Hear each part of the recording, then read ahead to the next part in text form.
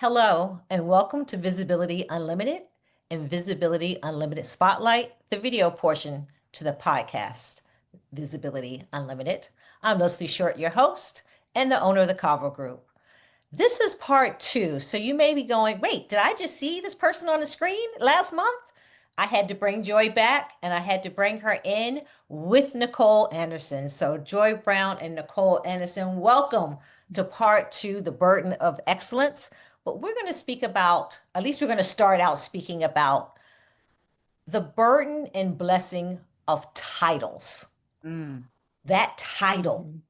Both of you were in corporate America with very large companies. You are no longer with those very large companies and you have done your own thing. But let's take a step back into when you were there and you were reaching for those titles. That burden of excellence, that goalpost that is always put, especially to women and women of color, of how to get that title so you can get the next gig. Yeah. The The power of goalpost that. is always moving too, right? The goalpost is always moving, Yes. too. Yes. So think Well, I about, guess I'll start. go Oh, I'm for sorry. it. Yeah, I guess I'll start. My name is Nicole Anderson, president of NAL Speakers Bureau. And I remember when I first started my corporate career, it was all about who is the leader, who is the influencer, in the organization. And so we were told in order to move up, in order to have influence, you must be at a certain level in order to make that happen. And you're taught to just continue to work towards that next level, getting to that next level, doing all the work, doing all the things. And if you put your head down and do the work, you'll get there. We know that that doesn't always work, like that.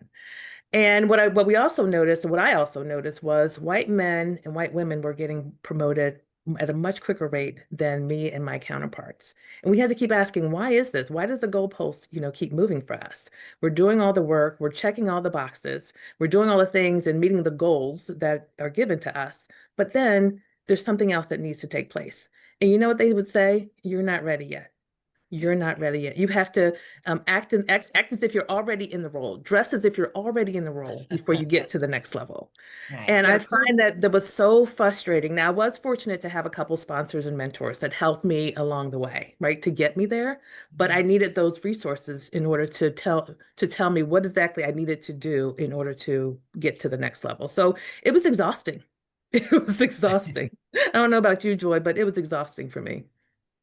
well, I would say this, like you hit it, what you just said stirred something in me because that having to perform the job before actually getting the job, Mhm. that Mhm. struck a chord because I do feel like there's different measuring sticks for success, right? So if you're a brown person, your measuring stick is much longer than someone who's not of color. And the way that, you look at apples to apples and oranges, they're never the same. Mhm. And it wasn't until honestly until COVID, until I sat back and just watched the world kind of unravel. And I said to myself, you know what? I'm going to move differently because I know that I had value. And if it takes a death of a Black man for the world to wake up and see my value, then I have to stand on business when I'm in these negotiations. Because I do feel like a large part of this moving goalposts and us having to perform for our jobs, some of it I think is cultural. I think I would say I feel like my parents' generation ingrained in us, you go to that job, you work real hard, you Keep stay your there, head down. Yep. get your pension, don't make no ruffles. Don't ask no questions. Right. Mhm. And so we watched our parents do that. But and then here we are, we're thinking, okay, we're much more, I feel like our ascension to success was faster. But we still carry that weight of what our parents told us. And so then we come in, we perform. And you're already in a system that's not designed for our success. So the measuring stick and the metrics by which they gauge whether we're valuable, whether we're deserving of a promotion or a title is just different. And in entertainment, I would venture to say, I feel like it's one of the last industries that really needs awakening. It's really segregated by color, and they say it's by genre, but it's really by color. So that brings me, there's two folds with that. I want to get back to the music industry in the entertainment industry, right? And what that looks like in title. Do you feel your title was your value? And I want to break out what value means differently. It's the value of what you're giving to the company, it's the value what you can do for someone else. Is it the value for yourself or for those around you, aka the family that has said to you, you've reached this level now. Shh, keep it quiet. Is the title the value? It's the title, and I'm going to start with the when I left my organization. I didn't realize how my identity was tied to the organization and to the title until I left. And Yes. when I left, I left under circumstances where I was brought in to make someone look good, right? To be the problem solver, because the person who, a white man that I was reporting to, I'm going to say he failed up, right? But they were bringing us in to help, fix the operation. And when he came to me one day and he said, "I don't think you're in the office enough." And I said to him, "What is not getting done? I work a gazillion hours, right?" And then I decided at that moment I was going to leave. But then I had to grieve. I went through a grieving process because I was so tied to that. And people today still ask me if I still work for that company because my identity was so tied, to that company. So it becomes very emotional, right? Mhm. It becomes a part of who you are because like I'm a daughter of immigrants, first generation, American.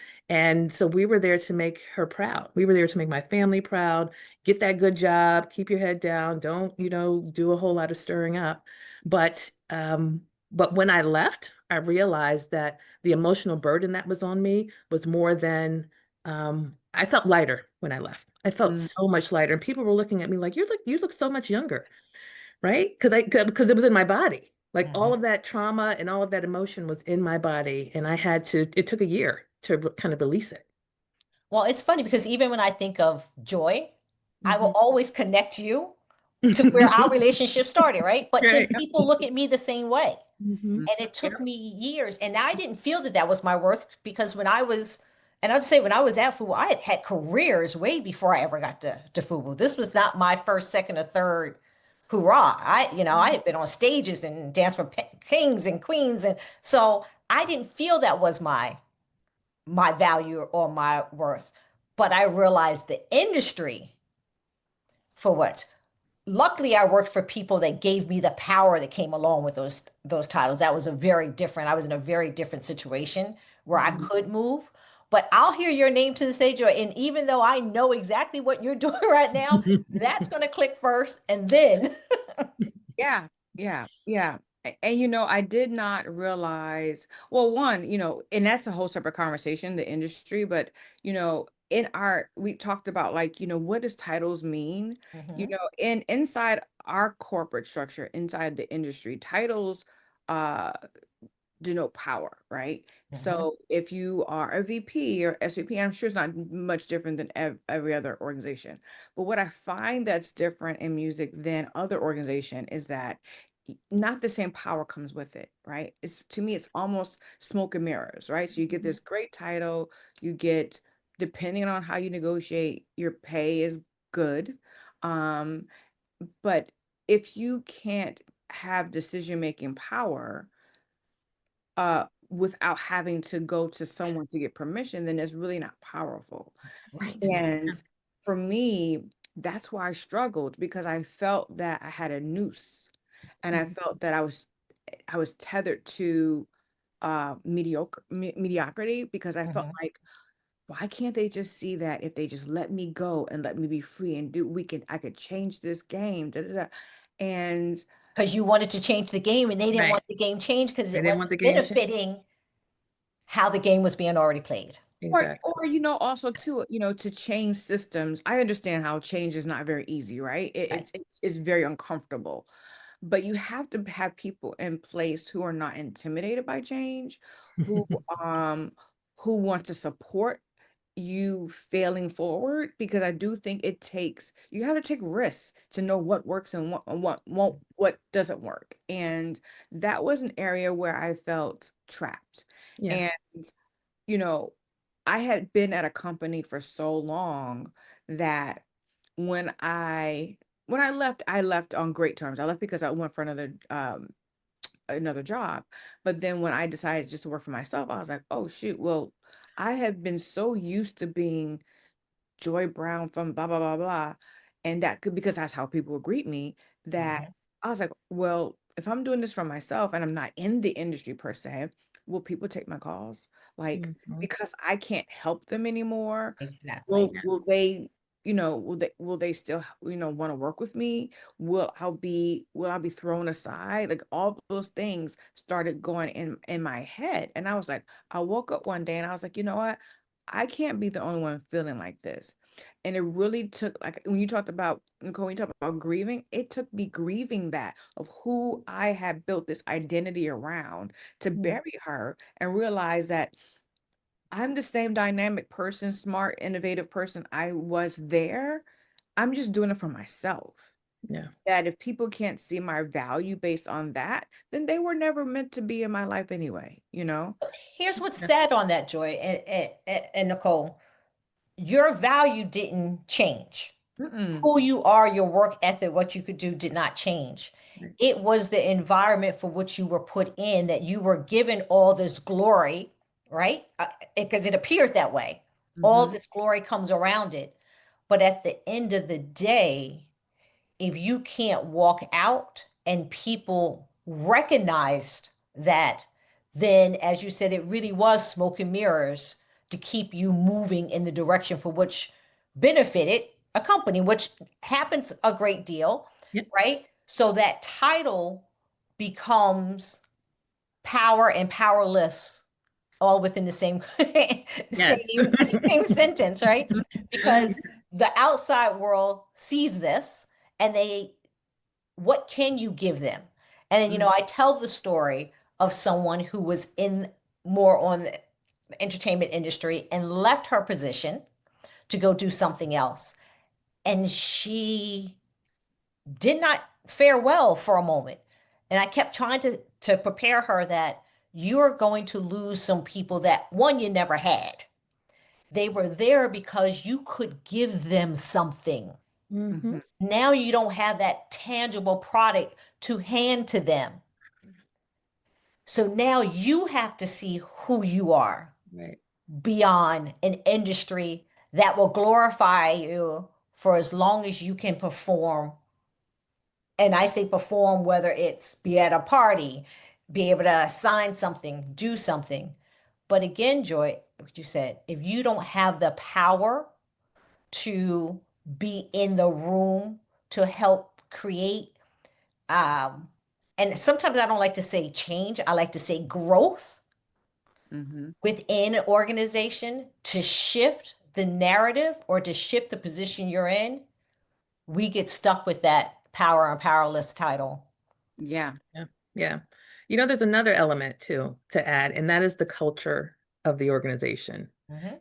And Joy, you touched on something about, when you left, people did not like reach out to you or, support you. And I had some of that. And I had to think about like, why was that the case? Right. And what I realized is that I was always in stress. And when I'm always in stress, I'm direct, I get things done. But that was all also what was rewarded in that organization. Mm-hmm. Right. It was rewarded that you're just going to get it done at all costs. Right. And I think it hurt me a little bit on the other side of that. But what was also interesting was a couple years later, some of the people who did not connect with me afterwards called me and reached out to me for help and support. One of them even said, a white male said, "I'm surprised that you responded to me because no one else responded to me." Wow. No one else responded to me. So I remember just being like, huh, I'm a valuable person. I'm a good person. And I was always stressed, in that environment, trying to get that title, trying to get that next level. But the other thing too was it was a hierarchical place. And so I was a senior director. Some of the SVPs and VPs didn't want to deal with me, even though I was the one in my team doing the work. So there wasn't that respect because I was at a different level, but yet I was doing the same work as folks that were higher level than me. That's a big burden in and of itself for Black women. Oh, absolutely. And I think that I kind of feel, and I hate to generalize, but I do feel like I've been in very similar instances where I feel like people put you in that situation purposely. Oh yeah. You know, I won't name names, but I once had someone say, "Oh, I like to shake things up and see how you guys act." And I think that's mental abuse. Like that's abuse. You know what I mean? Like to cause us to operate from a place of scarcity, to me, is not how you build a company culture where everyone feels valued and entered and excited to pour into the company. You Mhm. know, one of the things around about my company, I work, you know, my staff is all 30, I mean 32 and under, right?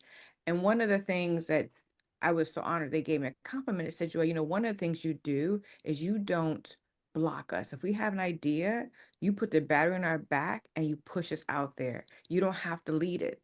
And I don't, because Mhm. I do believe that we have to empower people to do their jobs Yeah. and create space for them to be successful. And I feel like for that to happen for Black women, it's not always the case. So then, what was that moment from leaving to grieving to developing to owning to running? Because those are very different steps. And no Yeah. one speaks about the steps as needed. People go, I'm gonna leave and I'm gonna start my own company. And my first question to them, I'm the worst because I that's when the chaplain hat comes off, the business, Hmm. all of it comes off. At that point, I'm like, do you have money for insurance?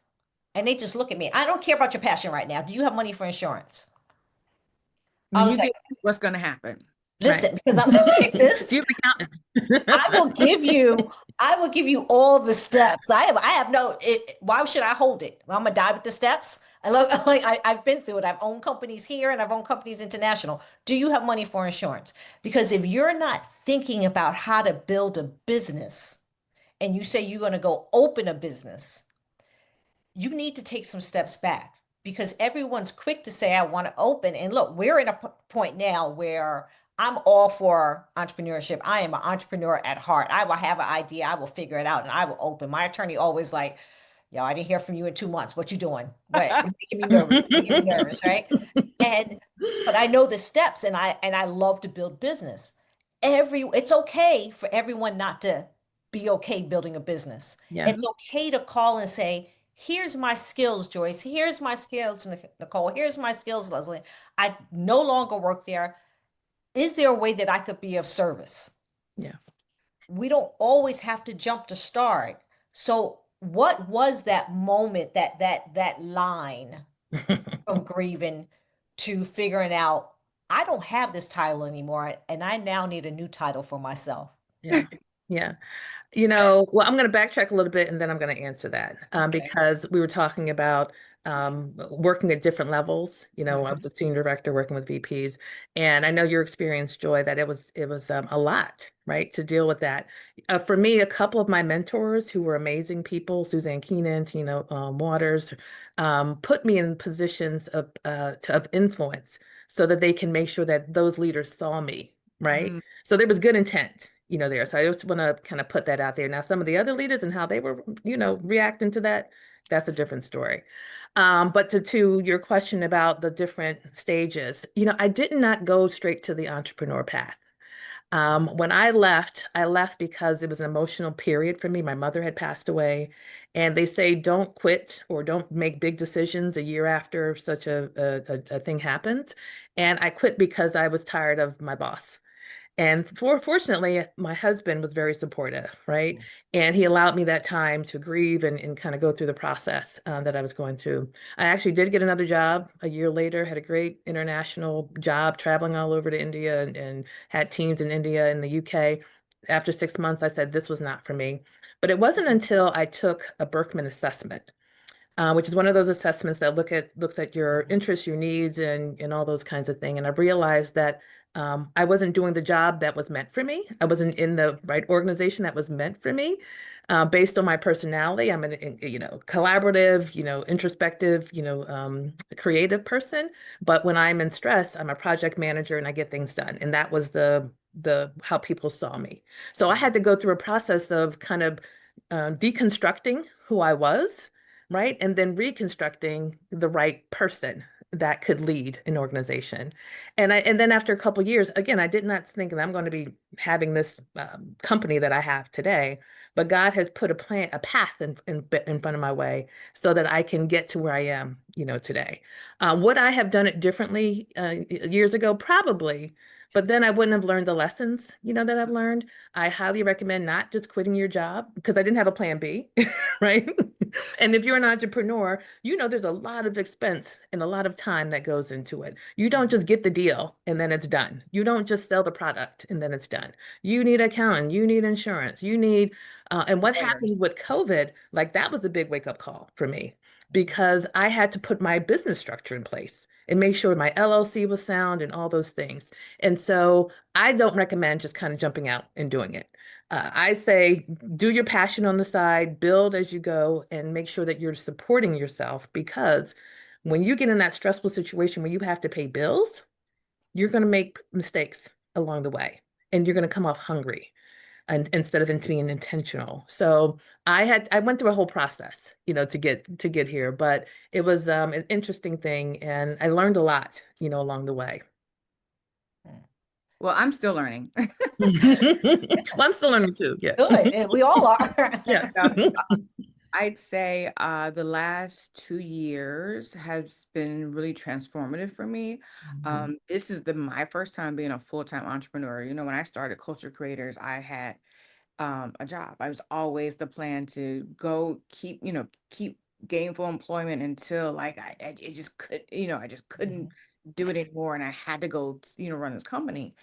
And interesting enough, when Nicole, you talked about how God lines your steps, I am very clear that He has been leading me down this road for a long time, just Mhm. because the breadth and the depth of our work that we've been doing.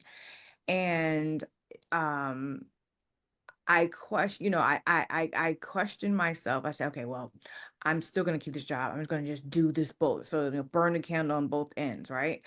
As long as I can. And then when I had an opportunity to like take a package that afforded me the opportunity to work on this full time without the immediate stress of, okay, well, it was like, oh, okay, God, you're not playing with me. You're not playing about me.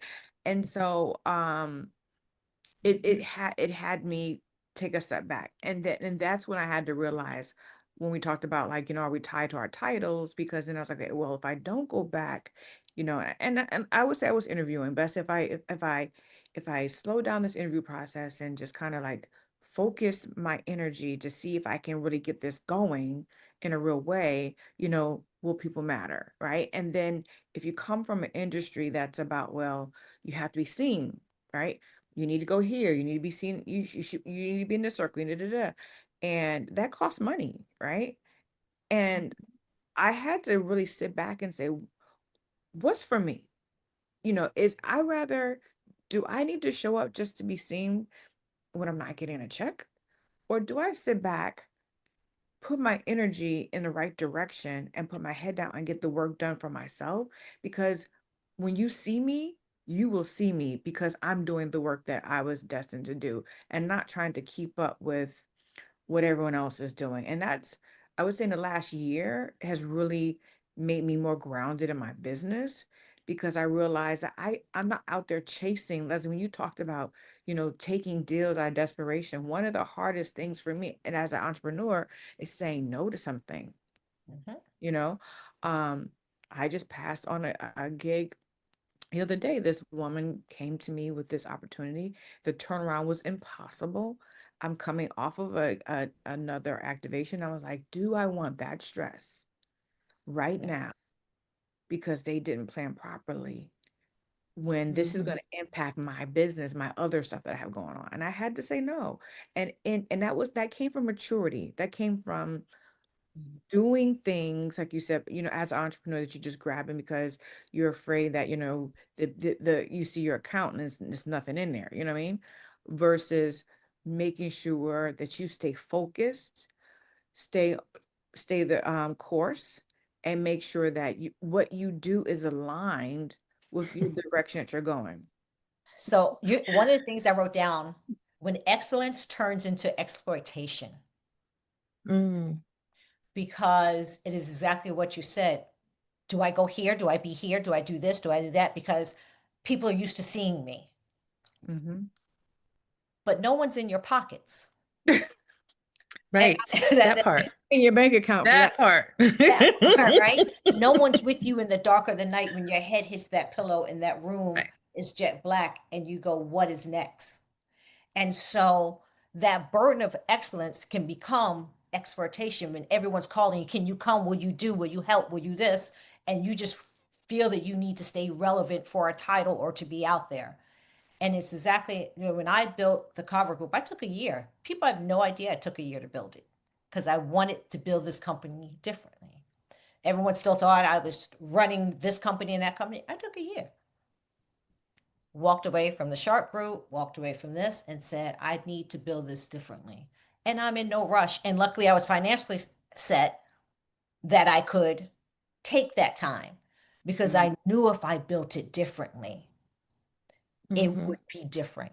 And Mm-hmm. when the whistleblow called of COVID and the whistleblow called of George Floyd's murder, I was prepared, I was ready, and I could move in and take 10 accounts and be up from 7 in the morning doing international stuff and 10 o'clock at night doing West Coast things because I was prepared, because I built the business that way. Now, everyone doesn't Yeah. always have that luxury, and I'm clear on that. Then learn on somebody else's dime. And we're so Mhm. busy Yeah. being mad when we in a corporation, being mad instead of saying, fine, you move the goalpost. I need now to go study this course then. Will you all pay Yeah. for it? I Mm-hmm. need to Yeah. upskill. Will you all pay for it? And guess what? 9.5 out of 10, that answer is yes. I went to law school and didn't pay a dime. Thank you, Boo and Damon, because I said, if you're going to have me reading all these contracts and going through it, then I want to know more than what I know. I need to understand what the lawyers are writing. Am I an attorney? No. But when I left, they all were like, "We're losing our second chair." Because I will red pen right here to this day. I will red mark a contract quick. Mhm. So I think we also need to stop being mad and fighting for the title and figure out, I may never get that title, but I can get the skills while someone else is paying while we're there. Now we're in a different time, right? Yesterday, boom, people got to work, gone. Magazine gone. Folks that's looking like three of us on the screen, a lot of folks gone. Mm-hmm. We can Mhm. fight, we can yell and scream, but we got to feel now, how do we build and how do we use the title that had some power to build or to collaborate? Yeah. Well, let me say this. I am, and I hate to sound like this, I'm excited about this time. And let me tell you why I'm excited. I'm excited because I'm going to find some dynamic people to help build my company Amen. that Yeah. would not have otherwise taken the chance or risk Yes. on themselves. I'm excited because the talented people that I know and love or have mentored are now having to really reimagine what their lives look like and where their passions lie. Because I know a lot of people who Mhm. stay in jobs because they've been there or because the money's good, but they're dying. They're calling me, Yeah. like, what can I Yes. work on? Can I help you with? Because I'm just dying inside, right? Mhm. I think that this is an exciting time for us to work together Mhm. because I wholeheartedly believe that we have a unique opportunity to really build community that can sustain itself because we have super smart, talented, innovative people who are now placed out of systems that were never designed to keep them there anyway. And So, so what I want, and sorry, I'll cut you for 1 second. What I want for them, what I need for all of them to do is to take a moment and go internal mm-hmm, and Yeah. really say, this is what I would love to do. mm-hmm, Now, That's the quiet season. that's That's mm-hmm, the quiet quiet season. season we all need. to have. Everybody goes through it. And people think we need to be busy. Yeah. Right. Like I got to jump. I got to call this one. No, I need, because you're not beneficial. They're not going to Yes. be as strong as you need them to be, Joy, or as strong as I need them to be, as strong as Nicole needs to be, because they're still frazzing about what just happened.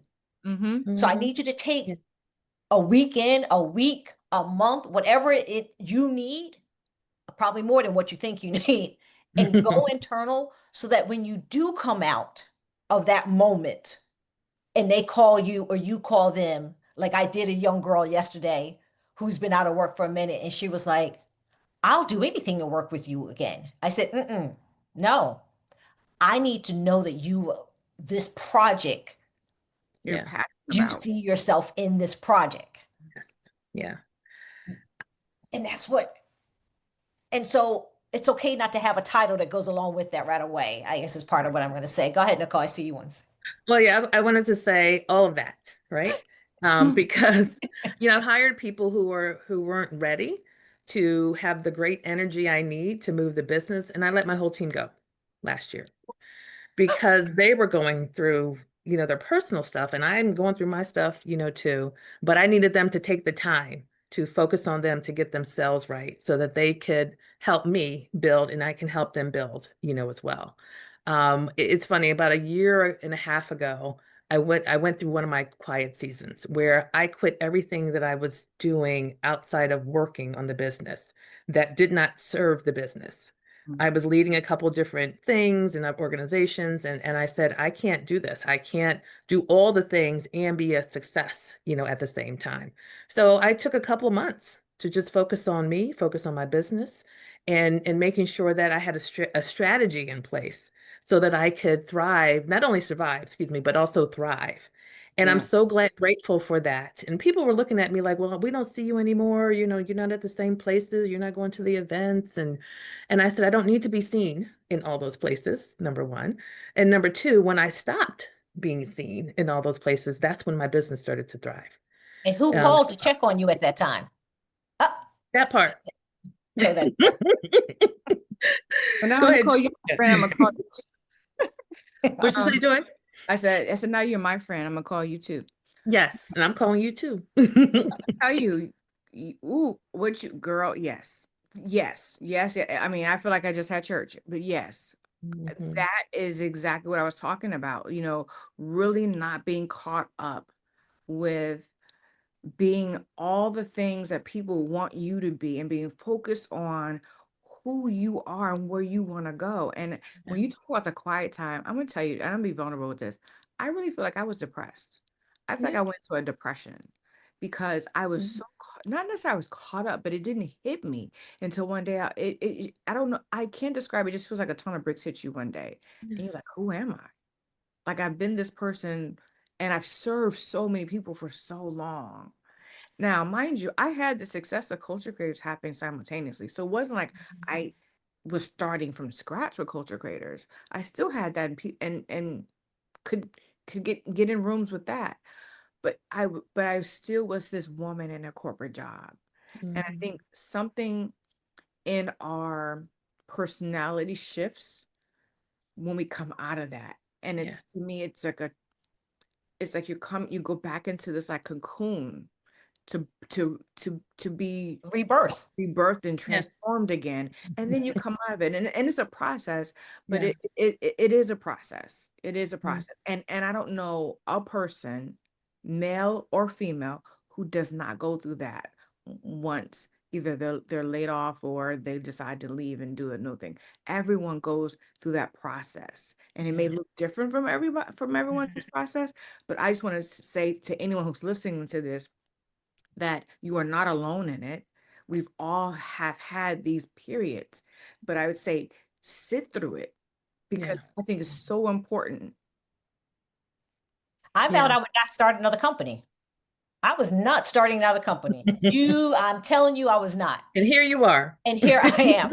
And the way it all happened was so crazy that don't piss me off, because you piss me off, I'm going to find solutions. And everyone knows that. I'm coming at you a whole different way. And I was taking all these meetings, like maybe I'll go in-house. Now, I had not been in-house. I couldn't even tell you how long.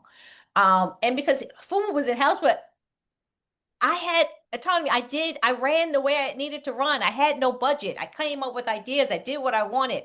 It was amazing. It was an amazing situation.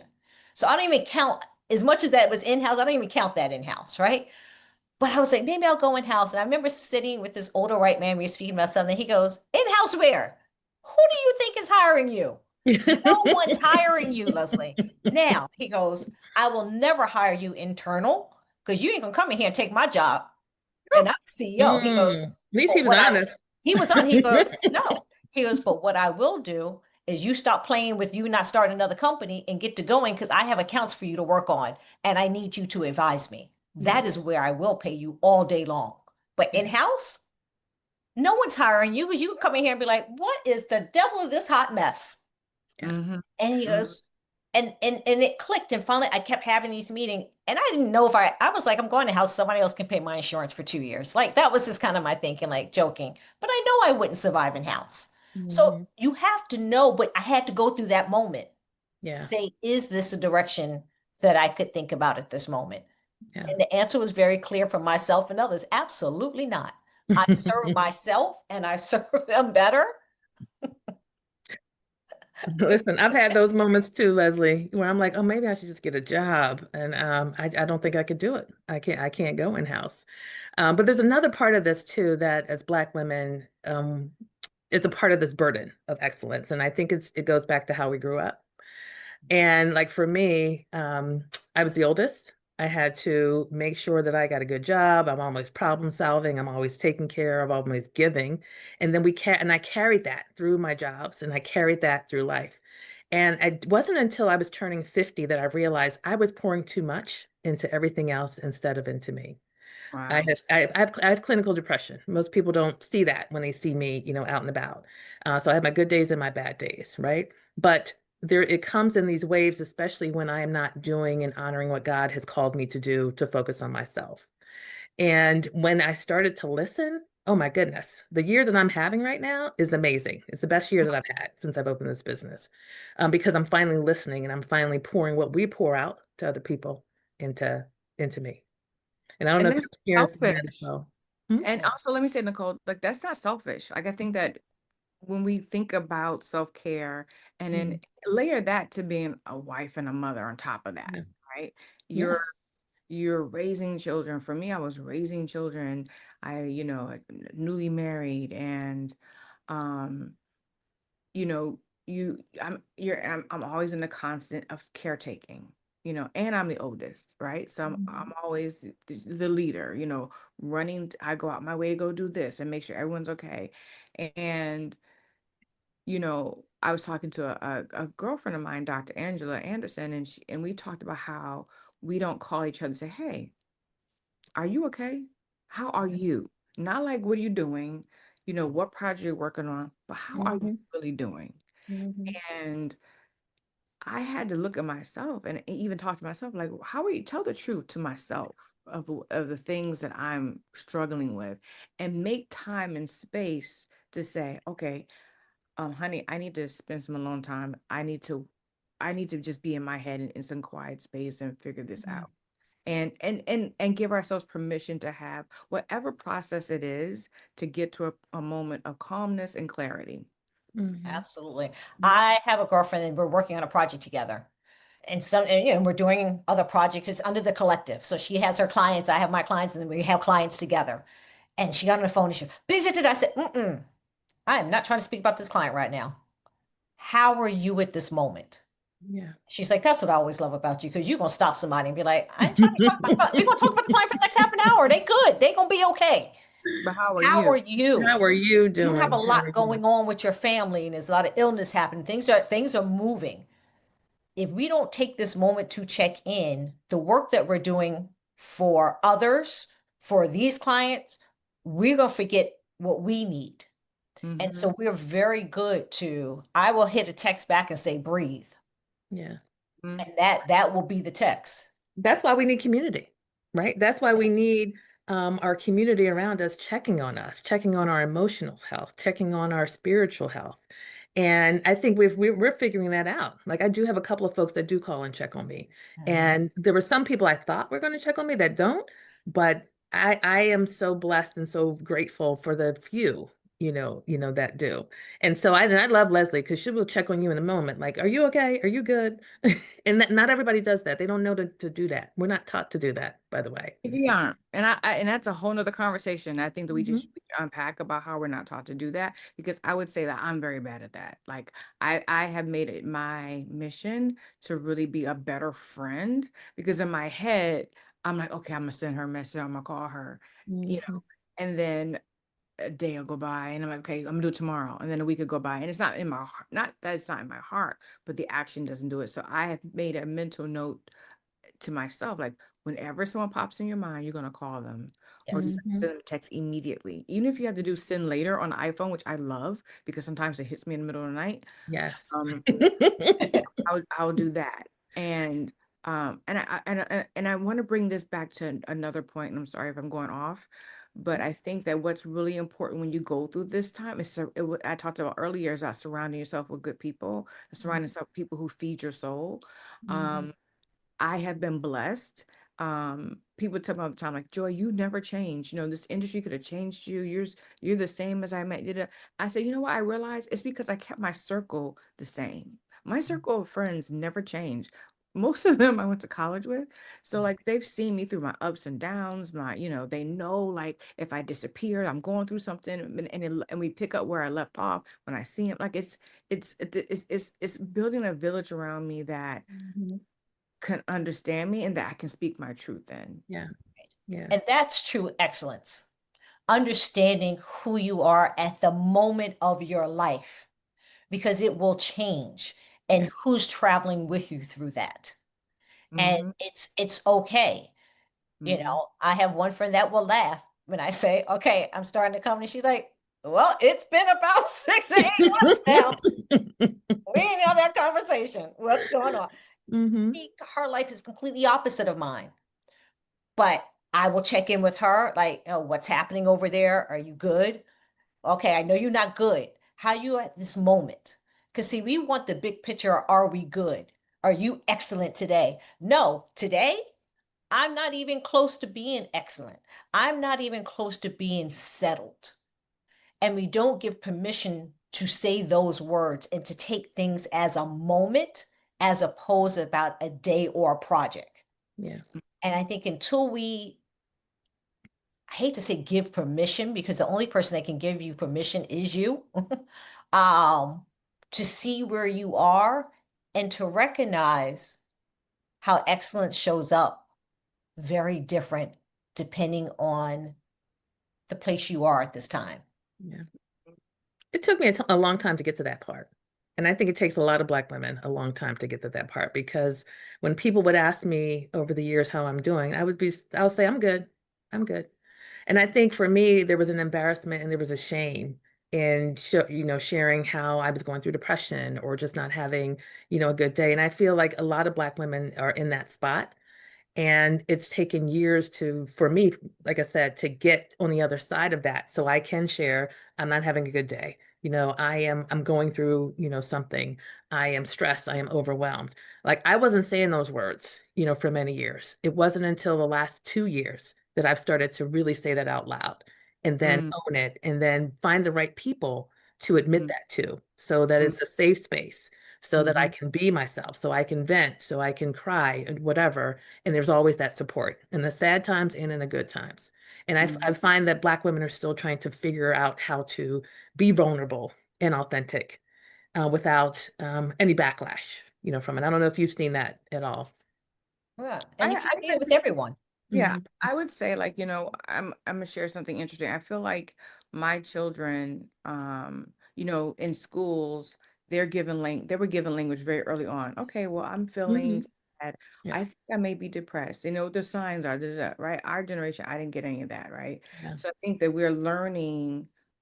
I'm grateful that they have it. Sometimes I think they use it too much, but I'm grateful that, they have the language, but I think that we're having to learn our language and learn Yeah. that pushing through things that don't feel good doesn't mean Yes. that it has to feel good. Like we can Yeah. we can name it and Mhm. say, I'm having a bad day. I'm not in a good mood. I need some space, or I need, and again, we talked to self-care, recognizing what we need, right? Mhm. Because I think it's so important. I think our parents and our parents would just push those things back. Oh, you're not depressed. You just, or you pray it away, or what have you, and they push through it, and just it perpetuates this superwoman for Yep. Black women, this superwoman persona that you can do all things, you can be all things, and you can be on 10 all the time, and you're not allowed to breathe, and you just have to keep it all together while wearing heels and looking fly. Like, it's this thing that we have to just let go and say, I need a minute, I need a beat, I need to breathe, and I'm not okay. All right. Mhm. And again, when I worked in the hospital as a chaplain, I would never go in the room and say, "How was your day?" Ever. I would go in and say, "How was your moment?" Mm. Because that laying in the bed, that's a long day. So Mhm. how is this moment for you? Mhm. That's And deep. and It that is. would be how I would start the conversation with them, Mm. because you didn't have, the day hasn't gone through. So if you set yourself up that it's a bad day, then that's what you're going to keep having. But if Yeah, this is a bad moment, and how do you get through that moment to maybe have a better day? Well, I love that.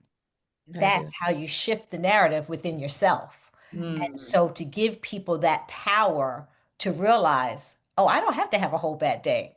There's Right just this now moment. is Just this It's a moment. moment. I Right. Just love this moment. that. Love that. And that's a great way to think of things, like to Yes. compartmentalize this particular moment out of a 24-hour span. I can turn my day around if I recognize it's only this little moment. Right. Yeah. Or I'm annoyed at this person for this reason, for this project. I don't need to take it through everything else. Right. And Mm. sometimes you have to also say, we don't have those terminology, right? And you all have kids, so you hear the younger version. Sometimes I would get a text, and this is what it would say, girl. And I know that moment, that person is about to Mhm. Susan. catch the prayers, That's the doing a universal. dance, I love that though. but they That's the Black girl signal, smoke signal. Yes. Girl, girl. And Girl. I'm just like, child, come get these breathe. kids. Can you talk? What do you need? And I know that they've reached out to me because I'm gonna give it to them straight. And Mhm. sometimes, I have a friend that calls, she's like, I need you to get me right now. Because what I'm about to type, Oh, about to get fired. So I'm gonna need you to. I've had those. Right. Many, many times. Many So times. that's where those different, every support group, there's different people that can support you in different ways. And Yeah. we can't lean on everyone to do it all. I Correct. just want to give a couple facts before. There's 52 women that hold a CEO title, Fortune 500. 52. Only two are Black. There are 42,356 men who hold the title of CEO. So, with the two of you owning your own companies now, what's the title have you chosen for yourself and why? Hmm. I call myself a founder and president because I want people to know. So the name of my company is Nicole Anderson Legacy, because I want people to know that we're leaving a legacy, and I'm founding that for a future generation, not just for right now. Right. And then I say president because when I look at my peers at these other larger companies, they are also presidents. And so I want to be seen as a peer to these other organizations. I don't care how large they are. I don't care how small they are. I am on equal footing running a P&L, having a team, managing all the things that need to get managed on a day-to-day basis. So I've been purposeful about making sure those two titles are in my title whenever I'm speaking to anybody who asks me. Joy? Well, I'm really such not the title person, but I'm quite the creative person, so that's why I don't like. But if I had to, if I, my signature says founder and CEO, because I want to bring in a president. um, Mhm.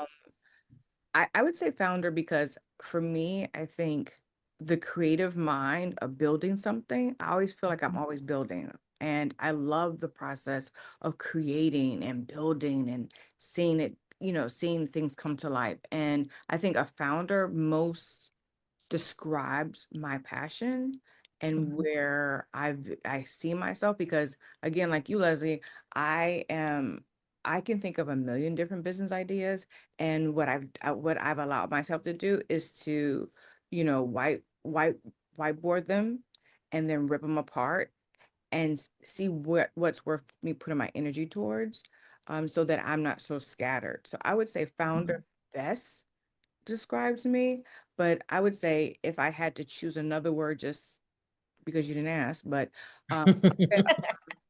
a public servant. Like my passion is really pouring into our community and pouring into the world. And Nicole, you talked about legacy. I just have been doing these interviews with students talking to them about, if I do a good job of culture creator, then it should outlast me. Yeah. So I'm very concerned about what is my legacy? What am I leaving behind? How am I leaving people? And how am I leaving this world? Am I leaving it better than before my idea? If I can't have impact, then I don't want to do it. Can I throw something out at both of you about legacy? Yes. This is what I say to CEOs and those that I advise. Your legacy is not the story you tell. Your legacy is the story others would tell about you. Yes. And And I so, think about that though. Yes. I and do a yeah, think about That's a really good. because you have so many CEOs that my legacy, I come in and I advise them. They're like, well, let's see, I'm working on my legacy. I said, then you must do the work. Mm-hmm. Working on means you must do the work, and the work has to be beyond the story you think people are going to tell. Mm-hmm. It really is, what are others saying about the work that you've done Yeah. and how you've done it? That's your true legacy. And I think we build that each step we take Yes. as founders, creators, change makers, whatever titles we want to use and shift. It is so clear, the word that you use that is so important to me, Joy, which is impact. Regardless of what the burden of excellence is, what is the impact we're making? Mhm. And if we can impact one, that's the legacy of one. Yeah. Mm-hmm. You know? Ladies, it has been amazing speaking to both of you. I look forward to continuing our conversation. Nicole, where can people find you? They can find me on LinkedIn or on social media, but my company is called NAL Speakers Bureau. So it's www.nalspeakersbureau.com. Thank you. Enjoy. I am on LinkedIn as Joi Brown, and my company is the Culture Creators on LinkedIn. And we're also on Instagram at the Culture Creators. Our website is culturecreators.com. Wonderful. And everyone knows I will send a newsletter out for those that have subscribed to that, and we'll let them know when the interview is available. Thank you both again. Thank you everyone for watching, for listening. I'm Leslie Short, your host. This is Visibility Unlimited and Visibility Unlimited Spotlight. Thank you so much.